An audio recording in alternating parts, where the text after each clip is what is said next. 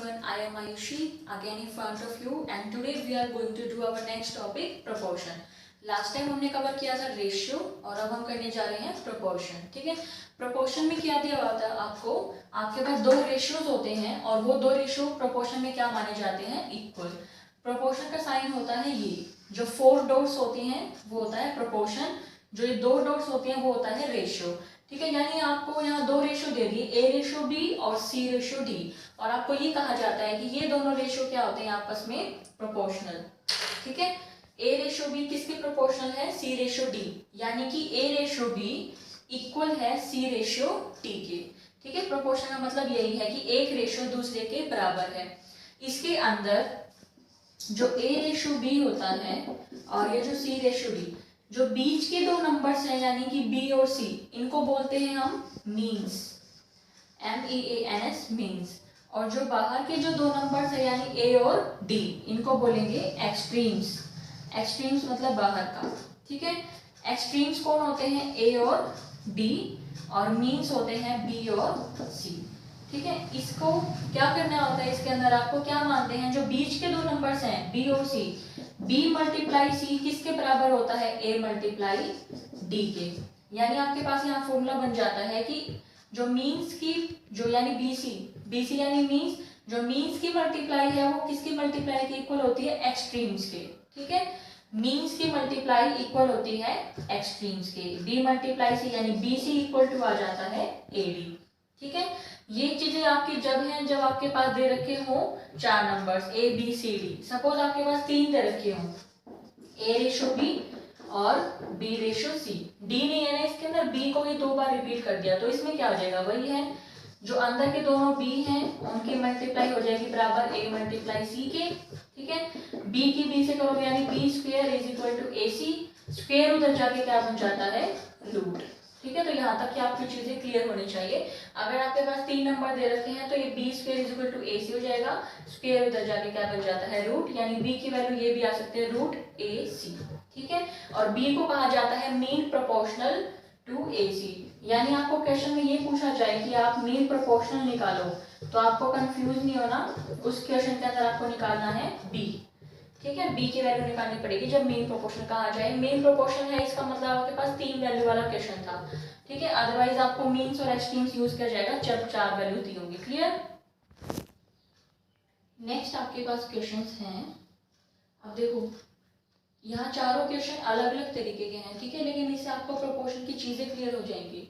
First question में आपको क्या करना है, बिल्कुल बेसिक क्वेश्चन है, आपको ये बताना है find these ratios, these numbers are proportional और नॉट. ये आपको 4 नंबर दे दिए, आपको ये प्रूव करना है कि ये प्रोपोर्शनल है या नहीं. प्रोपोर्शन में हमारे पास क्या शर्त थी कि एडी इज इक्वल टू क्या होना चाहिए, बीसी.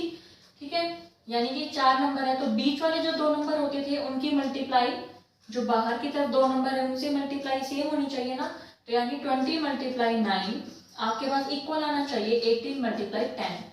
ठीक है, बीच के दोनों नंबर यानी मीन्स और बाहर की एक्सट्रीम. तो आपको मैंने फॉर्मूला भी बताया था, product of means should be equal to product of extremes. ठीक है, अगर इनकी मल्टीप्लाई सेम आ जाती है, ये देखो दोनों सेम है, इक्वल है ना, तो ये क्या है, यस इट इज प्रोपोर्शनल. अगर इन दोनों की मल्टीप्लाई सेम ना आए तो आप कहोगे कि प्रोपोर्शन में नहीं है. ठीक है, मीन्स और एक्सट्रीम्स के आप मल्टीप्लाई करके देख लोगे, अगर इक्वल आ जाती है तो यस वरना नो.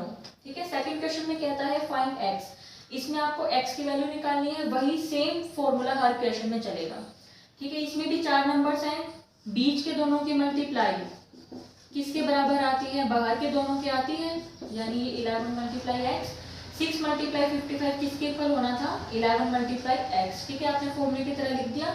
अब आपको एक्स की वैल्यू निकालनी है, तो यहाँ 11 मल्टीप्लाई में है तो बस सिंपल सा है, 11 को ले जाओ यहाँ नीचे, ये 11 5 जा 55 और 5 6 जा एक्स की वैल्यू क्या आ गई, 30. सिर्फ फॉर्मूला पुट करके आपको सेम तरीके से क्वेश्चन निकाल देना है. ठीक है, third question find the fourth proportional. Fourth proportional आपसे पूछा है, देखो 2 चीजें हैं, या तो मीन प्रोपोर्शनल पूछा जाएगा या फिर फोर्थ प्रोपोर्शनल. फोर्थ प्रोपोर्शनल आपको कहाँ यूज करना है, जब हम 4 वैल्यू लेते हैं ए बी सी डी, और मीन प्रोपोर्शनल मैंने आपको बताया था 3 वाले में लेना है, ए बी और सी वाले में. तो इसमें फोर्थ प्रोपोर्शनल पूछा है यानी चौथा भी कोई नंबर था, तो ये 3 नंबर दे रखे हैं, आगे आप चौथा नंबर नहीं दे रखा, आपको निकालना है तो उसको मान लोगे एक्स. ठीक है, यहाँ भी चारों थे, इसमें एक्स लिख के दिया हुआ था ना, बस इसमें क्या होगा, आपको एक्स लिख के नहीं दिया, आप खुद लिख लोगे फोर्थ नंबर पे। ठीक है, उसके बाद इसी तरह जैसे इस फॉर्मूला लगाया था वैसे ही वो फॉर्मूला लगा दोगे। बीच वाले दोनों नंबर्स की जो मल्टीप्लाई होती है वो एक्सट्रीम्स के मल्टीप्लाई के बराबर होती है। आपको अब एक्स की वैल्यू निकालनी है तो 32 यहाँ से हटा के यहाँ नीचे आ जाएगा, वहाँ मल्टीप्लाई नहीं था यहाँ डिवाइड में आ जाएगा। 32 से 2 पे कैंसिल हो रहा है, 6 2 जा 12, एक्स की वैल्यू आ गई 12। क्लियर। फोर्थ में आपको बताना है find the mean proportional. Mean proportional यानी ये 3 नंबर वाला है, ए बी और सी। अब क्वेश्चन ये आ रहा होगा आपके माइंड में कि इसमें बी लिखे कहाँ पे, 16 और 25 दो नंबर है ना, तो हमेशा क्या होता है, देखो बी पूछा है ना आपसे, तो 16 क्या आ जाएगा ए, और ये ऑब्वियसली क्या है सी, और बी पूछा है तो दोनों के बीच में ही आएगा ना। ठीक है, तो यानी ये क्या हो गया 16 रेशो बी रेशो ये 25। ठीक है, इसको आप प्रोपोर्शन में कैसे लिखते हो, प्रोपोर्शन में क्या होता है ए रेशो बी और बी रेशो सी, ऐसे था ना, तो ए रेशो बी और बी रेशो सी यहाँ पे क्या है 25। और यहाँ पे अब मीन प्रोपोर्शन निकालते टाइम आपको सीधा फॉर्मूला पुट करना है। क्या फॉर्मूला था, B square is equal to A और सी की मल्टीप्लाई होती थी ना, आपने किया था फॉर्मूले में। बी स्क्वायर क्या होता है 16 मल्टीप्लाई 25, यानी ये मल्टीप्लाई सी, ए और सी मानोगे इनको, और स्क्वायर उधर जाके क्या बन जाता है रूट। ठीक है, अब रूट देखो इसमें सिंपल तरीके से आप सोल्व कर सकते हो। 16 किसका स्क्वायर होता है 4 का, यानी 16 अगर बाहर निकाल दिया जाए रूट से क्या बन जाता है 4। 25 किसका स्क्वायर होता है 5 का, तो सीधा आप क्या लिख देना 5। ठीक है, इन दोनों को मल्टीप्लाई करके फिर उसका रूट निकालने की जरूरत नहीं है। 16 का होता है 4 और 25 का 5, सीधा लिख दो, बी की वैल्यू आ गई 20। ठीक है, सो आपसे मीन प्रोपोर्शनल पूछा जाए तो आपको निकालनी होती है बी की वैल्यू। इतना सब कुछ भी लिखने की कोई जरूरत नहीं होती, आप सीधा बी की वैल्यू निकालनी है। B square is equal to A C, ये ए और सी ही होते हैं क्वेश्चन में, आप सीधा इसको सोल्व कर सकते हो फॉर्मूला लगा के। Clear. Now our next question is when a man spends 5/9 of his monthly income he saves rupees 3600 a month, find his income. एक आदमी क्या करता है, जितना भी वो अर्न करता है उसमें से 5/9 पार्ट खर्च कर देता है। ठीक है, ये तो आपका फ्रैक्शन में दिया हुआ है, और बचाता कितना है 3600 रुपीज। तो आप एक बात इसमें नोट करो कि 3600 तो रुपीज में है। ठीक है, और 5/9 इसकी स्पेंडिंग किस में है, रेशो में। ठीक है, तो आपको उसकी टोटल इनकम निकालनी है कि उसकी इनकम थी कितनी। तो जो आपसे पूछा है पहले आप उसको कर लो लेट, मान लेते हैं उसकी इनकम x। ठीक है, उसकी इनकम टोटल कितनी है x, उसमें से वो स्पेंड कितना करता है 5/9, तो सेव कितना करता होगा। देखो इसमें सेव ये रुपीज में दिया हुआ है ना, तो इसमें अगर स्पेंडिंग फ्रैक्शन में है तो मैं इस बार सेविंग को भी फ्रैक्शन में ही निकाल लेती हूँ। ठीक है, x नहीं आता इसमें, हाँ मान लो 1। ठीक है, x से आपका क्वेश्चन थोड़ा कॉम्प्लिकेट हो जाएगा। इसमें टोटल इनकम उसकी मान लेते हैं 1, स्पेंडिंग 5/9, तो इनकम में से अगर स्पेंडिंग को माइनस करते हैं तो क्या आ जाएगी उसकी सेविंग, आप इसको माइनस करोगे आ जाएगा 4/9। ठीक है, यानी उसकी सेविंग कितनी है 4/9। अब देखो सेविंग उसकी 3600 रुपीज भी दी हुई है, और मैंने 4/9 फ्रैक्शन में भी निकाल लिया। ठीक है, तो यानी इन दोनों को यूज करके मैं क्या निकाल सकती हूँ इनकम। 4/9 किसका है वो पार्ट, देखो उसकी इनकम का 4/9 ऑफ इनकम।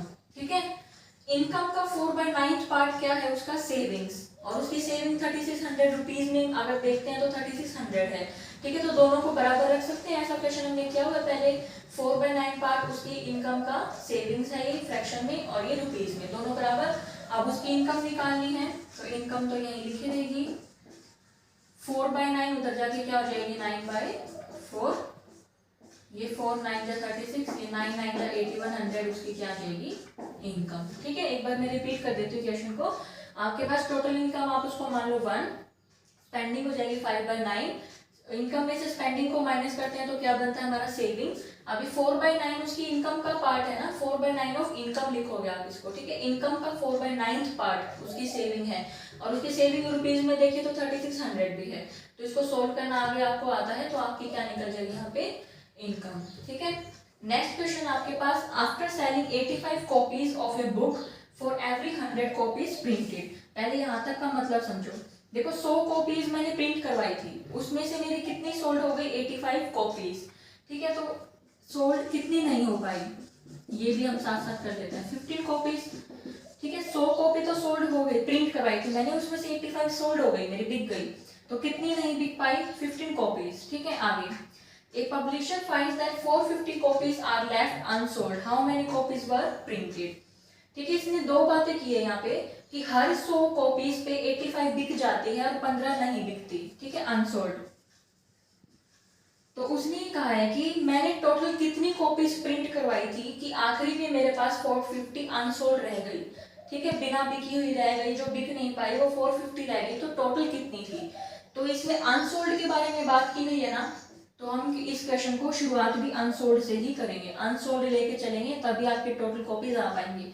अब देखो 100 प्रिंट करवाने पे 15 रह जाती है अनसोल्ड, यानी 15 कॉपीज अनसोल्ड। मैं थोड़ा शॉर्ट में लिख रही हूँ, कितने पे रह जाती है? 100 कॉपी पे। ठीक है, 15 कॉपी बिना बिकी रह जाती है 100 कॉपियों पे। तो अगर एक अनसोल्ड होगी तो उसका क्या हो जाएगा? 100/50। ठीक है, ये आता है आपको। अब 450 अनसोल्ड रह जाएंगी, तो मेरी टोटल कितनी थी? 100/50 मल्टीप्लाई 450, ये 15 तीजा आ जाएगा आपका 3000 कॉपीज। ठीक है, एक बार रिपीट कर लेते हैं इसको। 100 कॉपीज प्रिंट करवाई, अगर मान ले 100 कॉपी प्रिंट करवाई है, 85 बिक जाती हैं, तो 15 रह जाती है अनसोल्ड। आपको 450 अनसोल्ड का पूछा है, तो ये आप आसानी से कर सकते हो, आपको आता है। 15 कॉपी अनसोल्ड रह जाती है 100 कॉपीज पे, तो 1 किस पे रह जाएगी? 100/15 पे।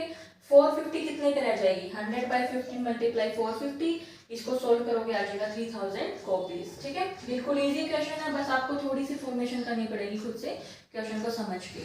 Thank you for watching the video.